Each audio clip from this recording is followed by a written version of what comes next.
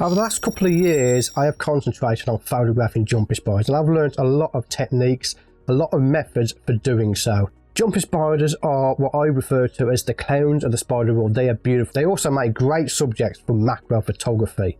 They move around a lot, they're a challenge, and they create great images. This is why I focused on photographing jumping spiders when I first started. And now I'm happy to tell you I have my first pro tutorial available, which is Rose, how to photograph your pet jumping spider.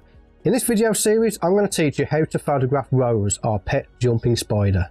I'll take you through the whole lot. I'll show you where to get a jumping spider from for a pet, how to handle them, how to photograph them, the equipment needed to photograph them, and why I use this particular equipment, which go through the whole post-processing in Lightroom and in Photoshop, stacking images. We go from the start, which is the concept, to the final print that you can see behind me here.